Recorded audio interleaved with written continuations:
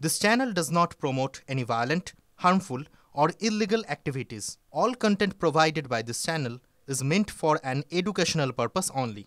Cancer Healer Center, a new beginning. এই ভানুমতির খেলনা শেষ আর হচ্ছে না। দুজন নয়, এবারে একই এপিক নম্বরে তিনজনের নাম। দক্ষিণ দিনাজপুরে জোড়া ঘটনার খোঁজ। কুশমন্ডির গোবিন্দ হালদারের এপিক নম্বরে দুই কমল রজনীর নাম। ভালো করে শুনবেন। একজনের ঠিকানা দক্ষিণ দিনাজপুরের তপনে আর অন্যজনের ঠিকানা গুজরাটে। অন্যদিকে বালুরঘাটে ৪ নম্বর ওয়ার্ডের মহামায়া সরকারের এপিক নম্বরেও আরো দুই ভোটার। দেখুন প্রতিবেদন। কমল রজনী না, ইনি দক্ষিণ ভারতীয় তারকা কমল হাসান কিংবা রজনীকান্ত নন, ইনি কমল রজনী। আজকাল তাকে নিয়ে কম চর্চা হচ্ছে না, সৌজন্যে সেই এপিক। ভোটার কার্ডে কমল রজনী আছেন, কিন্তু দু জায়গার ভোটার তালিকায়, গুজরাতের গান্ধীনগর এবং বাংলার দক্ষিণ দিনাজপুরের তপনে। এই ছবিতেই স্পষ্ট এপিক নাম্বার LPZ1894534 অনুযায়ী কমল রজনী দু জায়গাতেই আছেন। আবার ওই একই এপিক নম্বরে নাম আছে দক্ষিণ দিনাজপুরেরই কুশমন্ডির গোবিন্দ হালদারেরও। এপিক নাম্বারটা আরেকবার শুনুন, LPZ1894534। তার মানে একই ভোটার কার্ড নম্বরে ১ নয় ২ নয় ৩ জন ভোটার।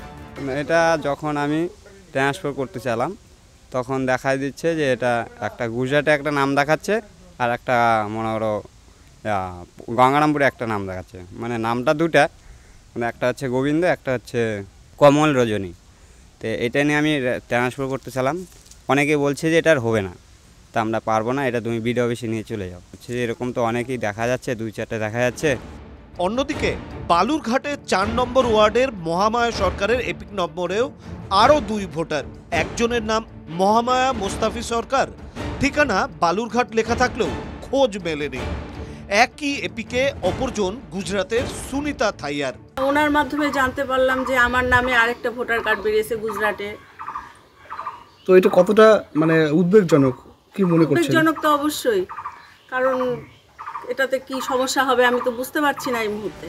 এই প্রেক্ষাপটে কোচবিহারে আবার একই নম্বরে একই ব্যক্তির নামে ৩ জায়গায় ৩টি ভোটার কার্ড।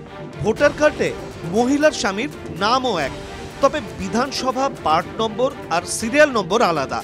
একটি মাথাভাঙ্গায়, অপরটি আলিপুরদুয়ারে, আর তৃতীয়টি ফালাকাটায়। স্ক্রুটিনি করতে গিয়ে চোখ কপালে তৃণমূল নেতার। ভুয়ো ভোটার খুঁজতে অভিযানে বেরিয়ে এমনই সব তথ্য উঠে আসছে বলে দাবি তৃণমূল নেতা পার্থ প্রতিম রায়ের। এপিক নাম্বার ১, ভোটারের নাম্বার ১, এমনকি ভোটারের স্পাউস নেমও সেম, কিন্তু ৩টি বিধানসভা সেই ভোটারের নাম। এটা কি করে সম্ভব? ভুতুরে ভোটারের সন্ধান এরকম ভুতুরে ভোটারে ছেয়ে গেছে বাংলার ভোটার লিস্ট। বিজেপি চক্রান্ত করছে। ২০২৪-এর লোকসভা ভোটে হরিয়ানা এবং মহারাষ্ট্র এই দুই রাজ্যেই ধাক্কা খেয়েছিল বিজেপি, কিন্তু এর কয়েক মাসের মধ্যে প্রথমে হরিয়ানা এবং তারপর মহারাষ্ট্র দুই রাজ্যের বিধানসভা ভোটে ব্যাপক জয় পায় গেরুয়া ব্রিগেড।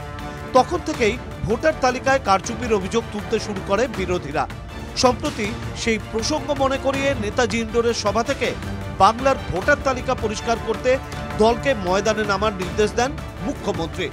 TV9 বাংলার এপিক সংবাদকে হাতিয়ার করে তিনি সরাসরি নির্বাচন কমিশনের ভূমিকায় প্রশ্ন তোলেন, হুঁশিয়ারি দেন কমিশনের সামনে ধর্ণা দেওয়ার, নিশানা করেন বিজেপিকেও। দিল্লির ভোটার এসে বাংলায় ঢুকবে, হরিয়ানার ভোটার ঢুকবে, রাজস্থানের ভোটার ঢুকবে, আর ইলেকশন কমিশন ঘাড়ের ওপর অফিসার চাপিয়ে দেবে, নিজের ইচ্ছে মতো যা ইচ্ছে তাই করবে।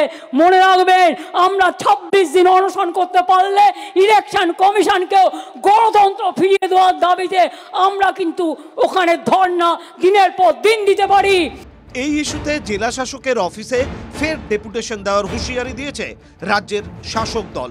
এগুলো যারা করছেন তারা ইলেকশন কমিশনের অফিসে যারা স্টাফ আছেন তাদের মধ্যে অনেকের মধ্যে ইনভলভ থাকতে পারেন বলে আমাদের মনে হয়। তাহলে এরকম ঘটনা ঘটবে কেন? আবার ডিএম এর কাছে যাবো, আবার ডেপুটেশন করবো যে এই ধরনের নাম বাতিল করতে হবে, এই ধরনের অন্যায়ভাবে আমরা এখানকার ভোটার লিস্ট আমরা করতে দেবো না। যে লোকটার নাম গুজরাটের সে লোকটা যখন এসে দেখাবে তার এপিক কার্ড, তার ঠিকানা গুজরাটের হবে, তার রাস্তার নাম, বাবার নাম সব গুজরাটের হবে। যার বাড়ির ঠিকানা গুজরাটের হবে সে দক্ষিণ দিনাজপুরে ভোটটা কেমন করে দেবে? এতদিন এক এপিক নম্বরে দুজন ভোটারের নাম নিয়ে তোলপাড় পড়ে গিয়েছিল রাজ্যে, আর এবার আরও এক কাঠে এগিয়ে একই এপিকে 3 জনের নাম। রূপক সরকার ও সুমন কল্যাণের রিপোর্ট, TV9 বাংলা।